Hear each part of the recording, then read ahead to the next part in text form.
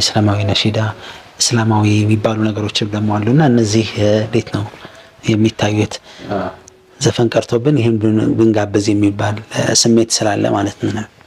والله ያው ርዕሱን በሰፊው መዳሰስ ይቻላል። ለእያንዳንዱ ለምንለው ነገር የዑለማዎች ንግግር ስናጠቅስ ኪታባቸውን በፊት ለፊት አቅርበን መናገርና ስምምነታቸውን ማጣቀስ ማስረዳዎችን ማብራራት ይቻላል። ግን አሁን ካለን ጊዜ አንፃር ባጭሩ ማለት የሚፈልገው ነሺዳ የሚለው ቃል ወይም ነሺድ የሚለው ቃል በመሰረቱ ድምጽን ከፍ አድርጎ ማንበብ ነው። ሐታ ዜማ ማለትም አይደለም። ቋንቋዊ ትርጉሙ ይሄ ነው። ግን ዛሬ ያው ለየት ያለ ዜማ ነው ነሺዳ የሚባለውና ችግሩ ቅድም ባልነው ገደብ መሰረት የሚፈጸም ቢሆን ችግር አልነበረው።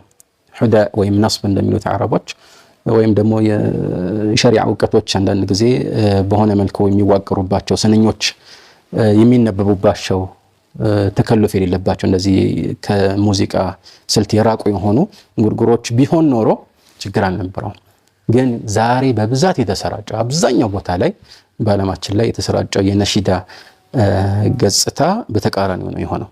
ሙዚቃዊ ስልት የተከተለ ይሄ ብቻ ሳይሆን አፈጻጸሙ ራሱ ነሺዳ ልክ እንደ ኮንሰርት እየታየ ነው ዛሬ ማለት ነው።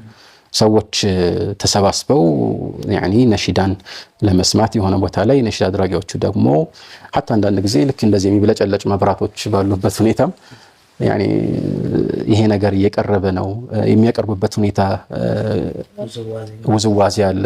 እንደዚህ አይነት ነገሮች አለ። ይሄ ከድሮ ጀምሮ የተወገዘ ነው። ያኒ አንድ ጊዜ አልሐሰን አልበስሪ ጋር አንድ ሰው መጣና ስለ ጊና ጠየቀው። ጊና ሲባል እንግዲህ ጊና መጨረሻ ላይ ሐምዛ ያለችበት አለ።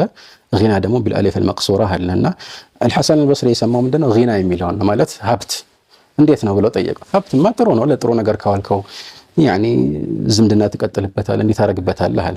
አይ እሱ ማለት አይደለም انما يعني شدوه አለው። شدوه ማለት ነው። ምንድነው شدوه አለው። ከዛ ከዘራውን ይዘው እንደዚህ አይኑን ያግሮጠረጠ እየተወዛወዘ ምናምን ሲያሳየው ጤነኛ የሆነ ሰው እንደዚህ ያደርጋል ብዬ እኔ አልጠብቅም ነበር አለ። በፍጹም ራሱ ገረመው ማለት ነው። ልክ እንደዚህ ሆነ አይሻ ረዲየላሁ ተዓላ ዐንሃ የተወሰኑ የወንድሟ ልጆች በግርዛት ትንሽ ስለታመሙ ቤት ውስጥ እነሱን ከዚህ ህመም የሚያላቅቅ የሚያዝናናቸው ሰው ይምጣ ተባለና የሆነ ሰው መጣ እና ይሄ ሰው እዛ ቤት ውስጥ እያዝናናቸው ሆነ ዜማ እያዜመ ድንገት አይሻ ስታልፍ ከሩቅ ስትመለከተው ረጅም ጸጉር አለው። ጸጉሩን እንደዚህ እያንቀሳቀሰ አየችውና በዚህ ጊዜ ኡፍን ሸይጣን አخرجوها ይሄማ ሸይጣን አስወጥልኝ አለች። ሸይጣን ማለት እንግዲህ ያው የሰው ሸይጣን ምን ይወስል ባህሪውን የተላበሰ ማለት ነው በቋንቋ ደረጃ። እና እንዲህ አይነት ነገሮች አሉ ዛሬ በፍጹም በቃ ተገቢ ባልሆነ መልኩ በአፈጻጸም ደረጃ ራሱ የዘፈን ይዘትን በትክክል የሚታወቁ ዜማዎች እኮ የዘፈን ዜማዎች ዛሬ ነሺዳ ውስጥ የገቡበት ሁኔታ አለ። በትክክል የሚታወቁ የዘፈን ዜማዎች ማለት ነውና ያለምንም ጥርጥር እነዚህ ሰዎችን የሚፈትኑ አይነት ስልቶች ስለሆኑ እነዚህ መሰራጨት በፍጹም የለባቸውም ነው ባጭሩ የምንለው ማለት ነው።